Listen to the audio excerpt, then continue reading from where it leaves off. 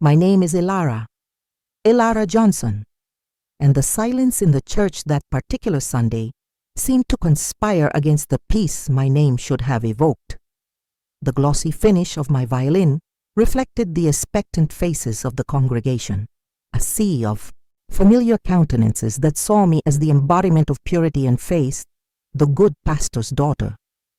But behind the rehearsed smile I offered, a tremor ran through my fingers, not just from the anticipation of the music, but from the silent invasion of that specter into my ordered world, Caleb.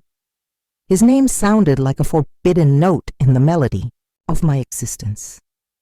He wasn't one of us, didn't fit the mold of nice young men my mother Martha subtly introduced me to after services. Caleb carried the scent of burnt oil and silent rebellion, visible in the worn leather of his jacket and the way his dark eyes seemed to mock every unspoken rule of our small, stagnant town. His constant presence around the church in recent weeks was like a pebble in my spiritual shoe, a constant reminder of a forbidden world that called to me with a growing intensity. Today, however, there was an unprecedented boldness in his posture, an open challenge in the way his eyes met mine through the fogged window. And in that instant, I knew the fragile wall separating my duty from my desire was about to crumble. The hymn's melody on my lips already felt like a desperate prayer for protection against the storm his eyes promised. The friction of the bow's horsehair against the violin strings produced a sound that, in that instant, seemed hoarse and hesitant, far from the angelic sweetness Pastor John always praised. My eyes, theoretically focused on the worn sheet music before me, were constantly straying, magnetically drawn to the dark figure outside. Caleb remained still now, his arms crossed over his chest, his leather jacket looking like a defiant armor against the meekness of Sunday morning. There was something almost predatory in his stillness, an intense observation that made me feel exposed, as if he could see through the layers of fabric of my modest dress, through the facade of the exemplary. Daughter to the whirlwind of questions bubbling inside me, his dark hair, a little too long for our town's standards, fell carelessly over his forehead, and for a fraction of a second, I wished I could reach out and brush it away, feel the rough texture beneath my fingers. Such an audacious thought made me blush slightly, a flush I feared was visible to my mother, whose scrutinizing gaze seemed to hover over me like both a blessing and a warning. The hymn's lyrics spoke of surrender and unwavering faith, words that echoed hollowly in my mind as Caleb's image superimposed itself over every verse. He represented everything that was forbidden, everything that was considered wrong by the walls of that church and the rigidity of its doctrines. And, paradoxically, it was that very prohibition that held such a powerful fascination, a whispered promise of freedom and a world that existed beyond the white picket fences that bordered our small, suffocating perfection. The way a slight smile curved the corner of his lips, a smile that seemed directed only at me, was the spark that ignited a long-repressed curiosity, turning the security of my duty into a gilded cage from which I desperately longed to escape. My father's words ricocheted off the stone walls of the church, each phrase about righteousness and the dangers of straying sounding like a funeral knell for the peace of my soul. His eyes scanned the congregation, seeking assent and understanding in every face, but mine were fixed, almost involuntarily, on that dark spot outside. Caleb wasn't intimidated by the aura of sanctity emanating from our temple. On the contrary, he seemed to absorb it, perhaps even amused by the irony of his presence there. There was a silent challenge in his relaxed posture, as if he knew a secret that all of us inside were ignorant of. A light breeze stirred the leaves of the trees around the church, and for an instant the shadow danced across his face, obscuring his features, making him even more mysterious and unattainable. That physical distance only intensified the strange proximity I felt, an invisible cord that seemed to connect us across space and social conventions. I felt Mrs. Gable, the matriarch of our congregation, her heavy gaze burning into my back. She was the moral beacon of our community, and her silent disapproval was sharper than any verbal reprimand. I imagined what she would think if she knew my thoughts, the internal battle between the obedient girl she had always known and the emerging woman who felt inexplicably drawn to that outsider. My father raised his voice, his passion for the word of God overflowing, but for me, his words mingled with a distant hum, muffled by the accelerated rhythm of my own heart. That brief eye contact with Caleb had opened a crack in my armor of faith, allowing a different light, a dangerous and fascinating light, to penetrate the darkness of my doubts. And in that instant, as the final hymn approached, and the prospect of having to interact with the outside world became imminent, I knew that the forced quiet of the church was about to explode into a silent chaos within me. The seed of curiosity had sprouted, and its roots were already clinging firmly to my heart. The sound of the library door closing behind me seemed to amplify the sudden silence that enveloped us in the almost empty parking lot. The afternoon sun cast long, distorted shadows, and the air carried the dry scent of dust and freshly cut grass. Caleb detached himself from the pickup truck, his movements slow and deliberate, as if there was no rush in the world. He wore a faded t-shirt that revealed the strength of his arms and worn jeans, a stark contrast to the floral and demure dresses that filled my wardrobe. The way he looked at me held no judgment, only a calm and penetrating curiosity, as if he already knew my internal conflicts, the silent questions I didn't even dare to formulate aloud. His smile, the same one that had troubled me on Sunday, was even more captivating up close, revealing a discreet dimple beside his mouth. There was a raw honesty in his features, devoid of the forced politeness that permeated the social circles I moved in. He didn't try to soften the edges of his appearance, nor mold his words to please me. And perhaps it was exactly that unpretentious authenticity that held such a dangerous fascination.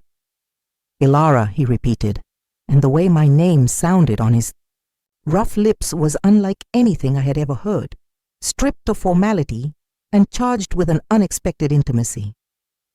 I felt my face flush again, a physical reaction that irritated me for betraying the confusion he caused within me. I should have turned around, made up some excuse, and returned to the familiar safety of the library. But my feet seemed rooted to the hot asphalt, and an invisible force prevented me from breaking the force field that had formed between us. That brief, casual encounter was anything but. It was a silent turning point, the hesitant first step off the well-marked path that had always been imposed on me. Guilt whispered in my ears, reminding me of expectations, my parents' disappointment, the community's judgment. But curiosity screamed louder, a visceral need to discover what lay hidden behind that enigmatic gaze and the silent promise of an unknown world. Our meetings became small thefts of time, precious and tense moments, usually on the outskirts of town, where the shadow of the trees and the distant murmur of the river offered us a veil of privacy. Every word exchanged, every lingering glance, was a step deeper into forbidden territory.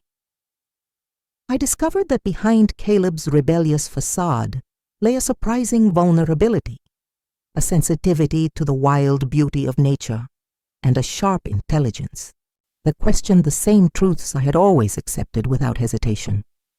He showed me a world beyond the walls of our community, a world of freedom and questioning where rules weren't set in stone and individuality wasn't seen as a threat. For the first time, I felt I could be myself without the suffocating expectations that had always accompanied me. We laughed at inside jokes, shared secrets whispered against the wind, and in each of those stolen moments, the barrier between our worlds seemed to weaken. But the shadow of discovery constantly loomed over us. Small signs began to appear. longer. Glances from Mrs. Cable, indirect questions from my mother about my whereabouts, a graver tone in my father's voice when speaking of bad influences. The web of secrets we were weaving was fragile, and at any moment it could break, exposing our transgression to the cruel light of community judgment. The tension at home became almost unbearable, each meal an exercise in unspoken words and avoided gazes. I felt torn in two, one part of me blossoming under Caleb's gaze, the other withering under the weight of guilt and the fear of disappointing those I loved. I knew we were walking towards a precipice, that this dangerous dance between duty and desire couldn't last forever. The choice became increasingly imminent, a painful fork in a path that had once seemed so clearly defined. And with each new secret meeting, the forbidden sweetness of our love mingled with a bitter premonition that the fall would be inevitable. The encounters became more frequent, stolen from slivers of time between my obligations and my mother's watchful eyes. The library, a secluded corner by the river, even the shadowy back of the auto repair shop where Caleb worked. Each place transformed into a secret sanctuary for our growing intimacy. We talked for hours about forbidden books he read in secret, about the melodic melancholy of the blues he played on his old guitar, about the weight of expectations we both carried, albeit in such different ways. He saw in me a flame I barely knew existed, encouraging my questions, challenging my ingrained beliefs with surprising gentleness. I, in turn, discovered behind the facade of rebellion an unexpected vulnerability, scars from a difficult past he rarely mentioned, but which I felt in the spaces between his silences. The initial attraction, purely physical and curious, deepened into something more complex and dangerous, a mutual understanding, a connection of souls that seemed to defy all logic and morality of my world. But the bubble of secrecy and excitement was bound to burst. One afternoon, as we walked by the riverbank, our hands brushed, and for the first time, intertwined. It was a simple gesture, charged with a palpable electricity, a tacit acknowledgement of the abyss we were about to leap into. And it was at that exact moment that I saw her. Martha, my mother, standing on the opposite bank, her tense and still figure silhouetted against the setting sun. Her face, usually serene and controlled, was contorted by a mixture of shock and a piercing pain that hit me like a punch to the stomach. There were no screams, no accusations in that instant. Just the crushing weight of her gaze, the silent betrayal etched in every line of her body.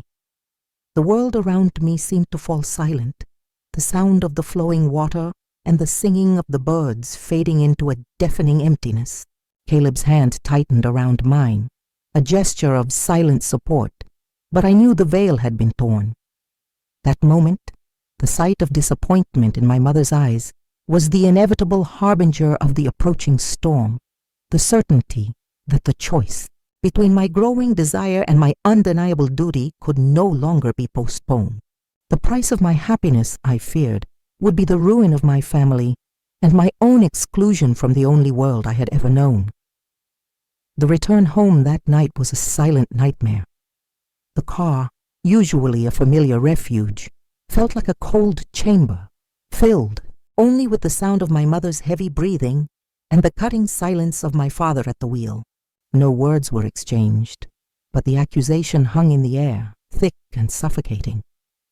When we arrived, the house, which had always welcomed me with its atmosphere of order and peace, felt strange, almost hostile.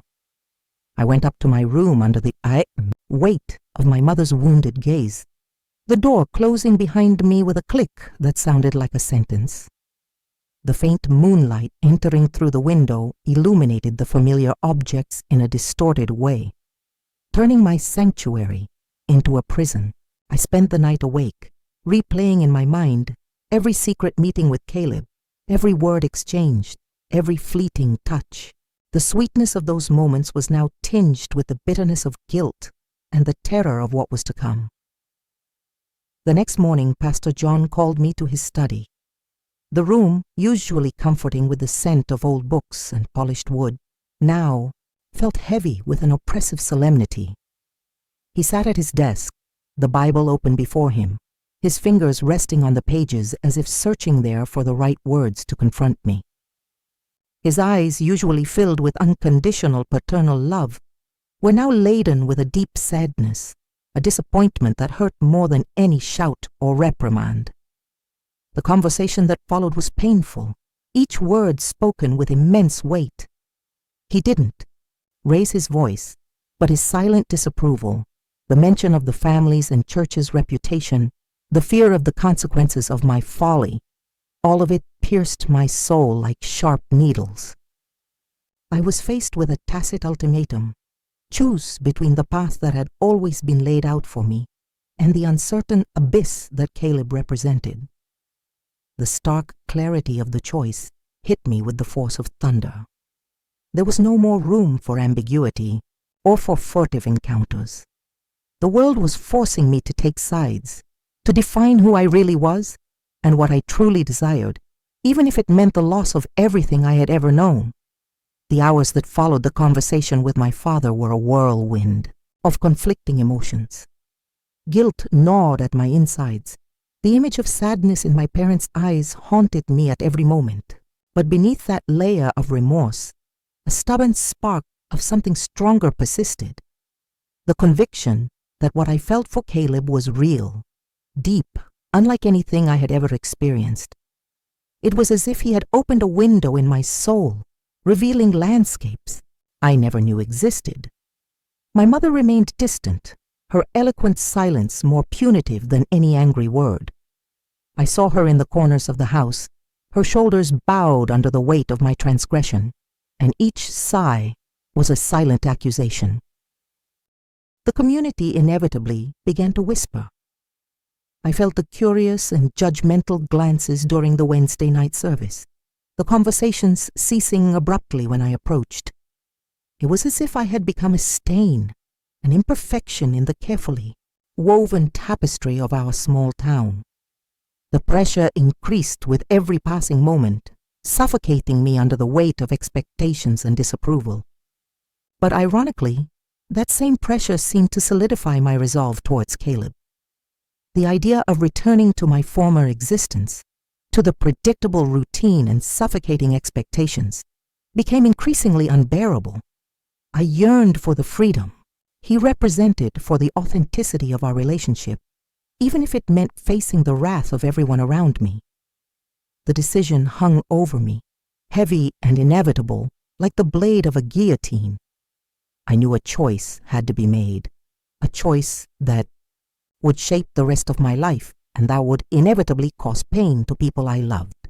The question was no longer whether I felt something for Caleb, but whether the strength of that feeling was enough to make me defy everything I had ever known. And in the oppressive silence of my room, as the night wore on, a hesitant answer began to emerge from the depths of my heart. The wait for the inevitable final confrontation hung in the air like a storm about to break. Every touch from my mother, every distant look from my father, every whisper in church were omens of what was to come. I knew I couldn't postpone the truth any longer, couldn't continue living on this tightrope between two worlds. The decision that was germinating in my heart needed to be verbalized, even if the words burned my tongue. I arranged a meeting with Caleb, a secluded spot by the lake where we had shared so many moments of confidence. I wanted to see him, feel his presence, before facing the fury of my family and the community. That meeting by the lake had a charged atmosphere, a mixture of melancholy and a silent determination. We knew it might be our last moment of peace before the storm. The words we exchanged were few, but laden with deep meaning. There was a mutual sadness for the pain our union would cause, but also an unwavering firmness in what we felt for each other. Upon returning home that night, the atmosphere was even denser. My parents were waiting for me in the living room, their faces marked by a silent exhaustion. The Bible lay open on the table, a mute reminder of their values and expectations. The confrontation was painful, the words filled with tears, pleas, and accusations. My father spoke of the dishonor I was bringing to the family and the church. My mother cried, begging me to reconsider, to return to the right path. But for the first time in my life, my words were not of submission. With a choked but firm voice, I declared what I felt for Caleb, the authenticity of our bond, the impossibility of denying the truth of my heart. The reaction was immediate and devastating. The disbelief on my father's face turned to anger, my mother's pain to a silent and profound suffering. I was confronted with the prospect of exclusion, ostracism, the loss of everything I had ever known. In that crucial moment, looking into my parents' eyes, I felt the crushing weight of my choice, but also a strange sense of liberation. The conflict between duty and desire had reached its peak, and the decision, however painful, had to be made. The living room seemed to carry the weight of centuries of tradition and expectations, each antique piece of furniture bearing witness to the importance of family honor and unwavering faith. The words I had spoken hung in the air, palpable as a thick smoke, profaning the sanctity of that space. My father rose, the Bible trembling slightly in his hands, and his voice, once firm and comforting, was now thick with a hoarse sorrow. He spoke of the promise I represented, of the example I should be for the youth of the church, of the shame my actions would bring upon his name and the congregation. Each word was a blow, each syllable a nail being hammered into the coffin of my past. My mother remained seated, tears streaming silently down her face, her eyes fixed on me with a mute plea, as if there was still a chance to bring me back to the path she considered safe. But within me, something had shifted. The guilt was still there, a persistent shadow, but it no longer held me captive. The authenticity of what I felt for Caleb had given me an unexpected strength, a clarity I hadn't possessed before. I looked at my parents, at the faces that had always represented love and security, and I felt a deep sadness for the pain I was causing, but I could no longer deny the truth of my heart. I love him, I said, my voice choked but firm. He sees me for who I truly am, not as the pastor's daughter everyone expects me to be, and I can no longer live a lie. The reaction was immediate. My father slammed the Bible onto the table with a dull thud, his eyes flashing with a contained anger. "You are blinded by passion, Elara. He will ruin you, turn you away from God, from your family, from everything that is good and true." My mother sobbed, rising and coming towards me, her trembling hands clutching mine. "Please, my daughter, think about what you're doing. You're throwing everything away for an outsider." The words sounded like a spit. In that instant, the front door opened, and Caleb's figure stood in the doorway, his defiant presence shattering the suffocating tension in the room. He had sensed my anguish, the storm that was brewing, and had come uninvited to fight for our love. His arrival intensified the conflict even further, turning a family dispute into an open confrontation with everything my life represented. My father's furious gaze turned to him, and I knew the moment of final decision had arrived. I would have to choose between my world of duty and the uncertain but true promise of my desire. Caleb's presence in the doorway seemed to solidify my choice. Seeing him there, standing firm with a resolute glint in his eyes, the doubt that still lingered in my heart dissipated. I couldn't turn back, couldn't deny the deep connection we shared. "He won't ruin me," I declared, my voice now stronger, facing my parents. "He makes me feel alive, shows me a world you never allowed me to see. And I love him." The anger on my father's face intensified, but in my mother's eyes, I saw a crack in the facade of pain, a glimmer of understanding, perhaps. She released my hands, stepping back, and her eyes scanned Caleb's face, assessing him with a silent intensity. The argument that followed was heated and painful. My father uttered harsh words, threatening to disown me, to banish me from the church and the community. My mother wept, begging me to reconsider, to think about my future. Caleb remained silent, absorbing their fury, his gaze fixed on mine, conveying unwavering support. Finally, I realized that my words wouldn't be enough to convince them. The distance between our worlds was too great, the beliefs too deeply ingrained. I took Caleb's hand, my touch finding his with a desperate firmness. "I'm going with him," I said, my voice choked, but filled with an unshakable resolve. "I love you both, but I can't live a life that isn't mine." The reaction was immediate and devastating. My father turned his back, his posture rigid and unyielding. My mother let out a cry of pain, covering her face with her hands. In that moment, I felt a lump form in my throat, the pain of separation tearing at my heart. But Caleb's hand tightened around mine, and in that touch, I found the strength to take the first step out of the house that had always been my home, out of the life I had always known. The departure wasn't easy. There were whispers and judgmental stares from the community, the silent sorrow of the few friends who dared to say goodbye. But by Caleb's side, I felt an unprecedented freedom, the promise of building an authentic life, even if it was outside the safe boundaries of my past.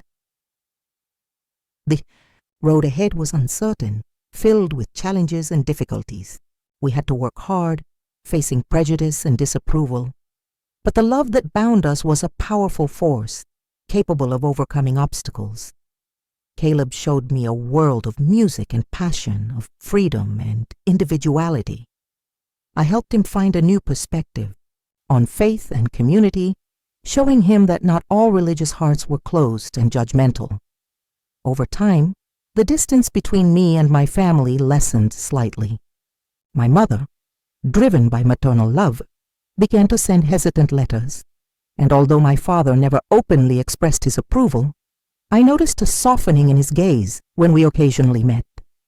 The community gradually began to accept our union, albeit with some reservations. The resolution of our story wasn't a fairy tale with a perfect ending. There were losses and sacrifices along the way. But we found a true love, built on mutual respect and acceptance of our differences.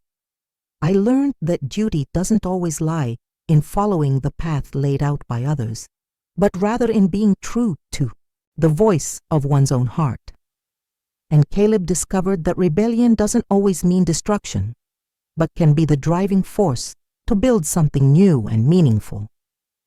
Together, we found our own way, a path that balanced the weight of the past with the hope of a future built on the freedom to love and to be who we truly were. Years later, the aroma of fresh coffee mingled with the scent of fresh paint in the small art studio I shared with Caleb. The colorful walls displayed my vibrant paintings, an explosion of colors and shapes that contrasted sharply with the somber palette that had dominated my youth. Caleb was beside me, his skilled fingers plucking soft chords on his restored guitar, the blues music filling the space with a sweet and familiar melancholy.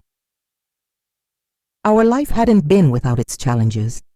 There were times of financial strain, of longing for my family, of sideways glances in new towns where we sought a fresh start. But the solid foundation of our love always sustained us. My relationship with my parents had evolved into something gentler. Visits were rare and, in the beginning, filled with a silent tension. But over time, a mother's unconditional love prevailed.